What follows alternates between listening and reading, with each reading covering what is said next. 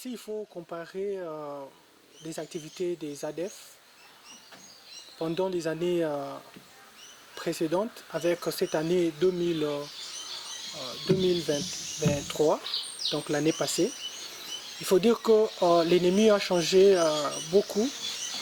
L'ennemi a mis sa force dans la collaboration avec certains de nos compatriotes. L'ennemi a accentué la collaboration avec les compatriotes dans les agglomérations pour déjouer des stratégies militaires, des opérations conjointes FARDC-UPDF qui étaient déterminées à bombarder Sébastien.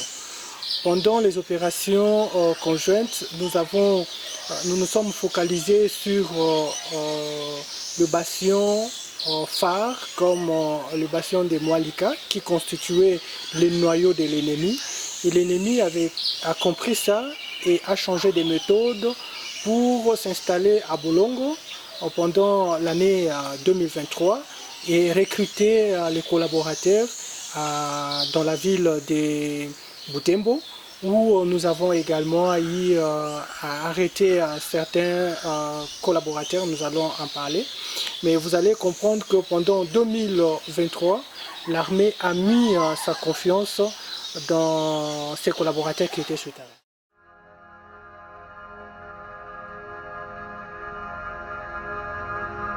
Au cours de l'année 2023, au total, nous avons 702 collaborateurs que nous avons arrêtés. Et la majorité des collaborateurs phares, parmi lesquels les commerçants de Butembo, les commerçants d'Issalé, les commerçants de Beni que nous avons arrêtés, ont été transférés à Kinshasa et dans d'autres prisons à travers les territoires nationaux.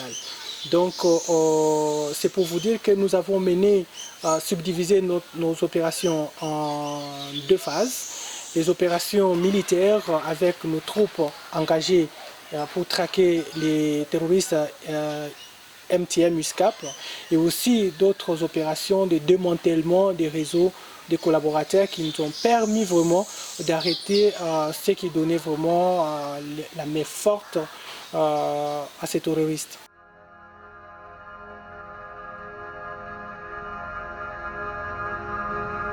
Pour parler de rendu, il faut dire qu'aujourd'hui nous avons 89 terroristes rendus, donc volontairement, suite aux pressions militaires.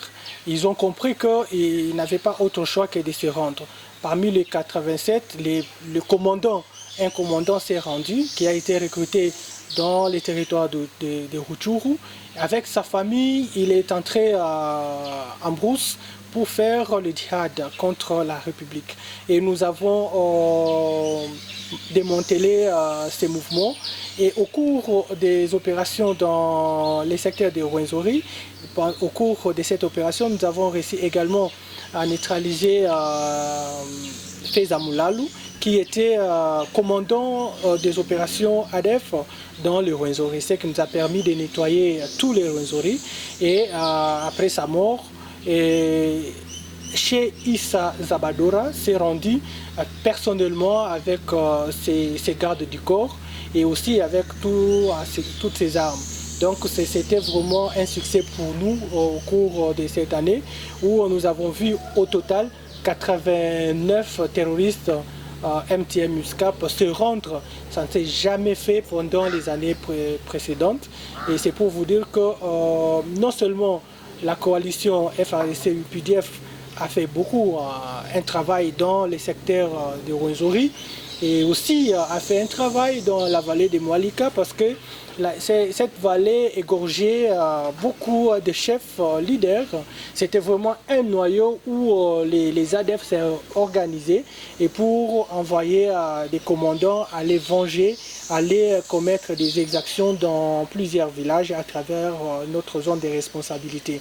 Mais aujourd'hui, nous avons les hommes, donc nos hommes de la coalition FARDC-UPDF qui contrôlent l'ensemble de la vallée de Mwalika. C'était vraiment un succès pour nous pendant l'année 2023. Donner le chiffre global de des opérations menées au cours de l'année 2023, il faut retenir que pour les terroristes MTM ISCAP neutralisés, aujourd'hui nous avons 1217 corps vus et parmi eux il y a 62 femmes qui ont été neutralisées au cours de l'année 2023. Et les armes récupérées, les forces armées de la République démocratique du Congo et l'armée ougandaise en opération conjointe, ici dans la région des Béni, ont récupéré 672 armes de guerre, tout type confondu, et aussi 102 bombes de fabrication artisanale. Nous avons capturé 213 terroristes pendant nos différentes opérations dans cette zone. Et aussi, je viens de vous dire que les rendus étaient au nombre de 89, dont un commandant avec ses gardes du corps qui se sont rendus.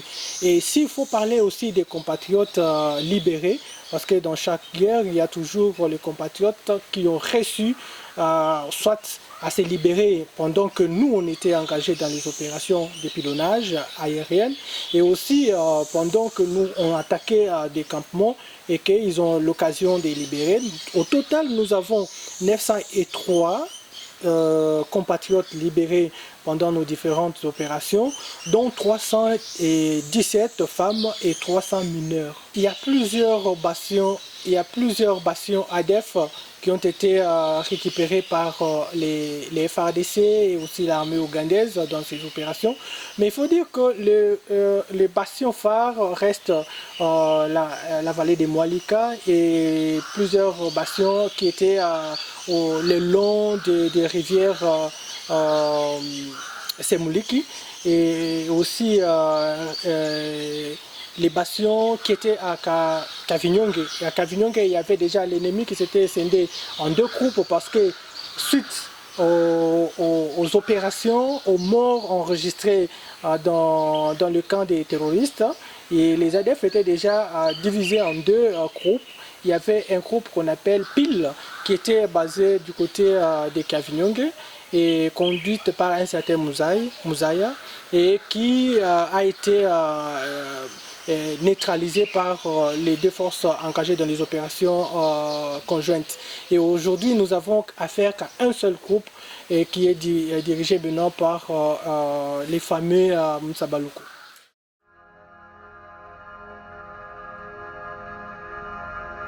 Nous, dans l'armée, on les appelle les Maïmaï. Pourquoi les Maïmaï? Parce que d'abord, les Wazalendo sont venus sur appel du commandant suprême, c'est-à-dire ce sont des patriotes. Les Wazalendo signifie patriote. Un patriote ne peut pas s'attaquer à son armée. Donc les Wazalendo sont dans le territoire de Rutshuru, à Massissi, qui sont en train de lutter contre les envahisseurs donc M23. Donc ici, dans le Grand Nord, nous n'avons pas de Wazalendo.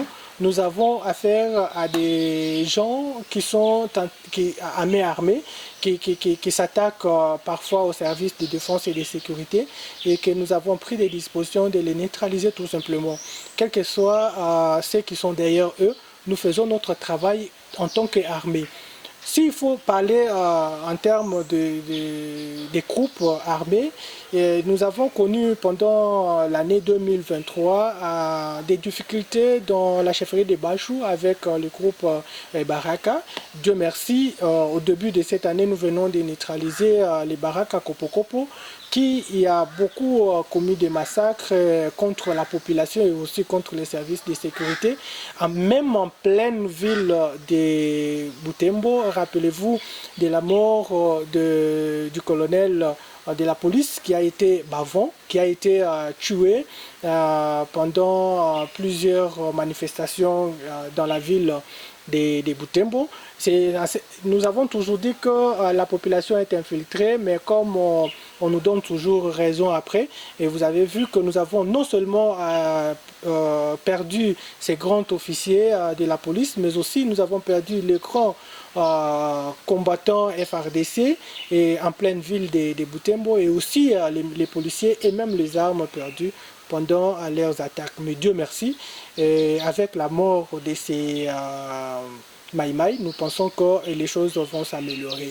Et du côté ouest de RN4, nous avons récupéré le bastion de Maï Maï qui était d'abord à Makoussa, et nous avons mené les opérations avec l'armée congolaise seule, et nous avons récupéré ces bastions.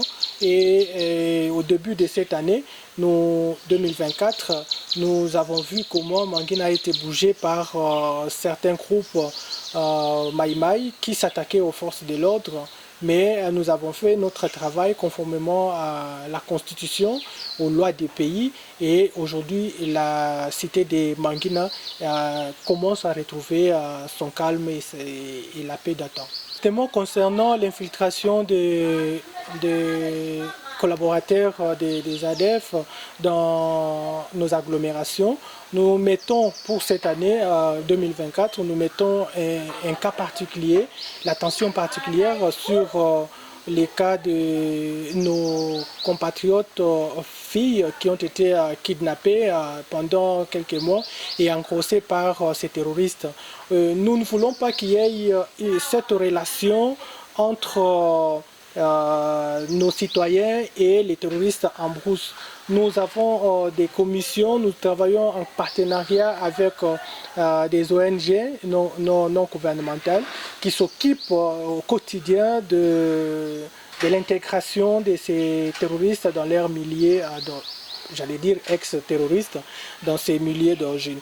Nous pensons qu'avec la stratégie de notre hiérarchie, nous allons mettre en place un centre de traumatisation de ceux qui ont été déjà induits en erreur pendant les différentes formations d'initiation, et nous pensons que les choses vont marcher.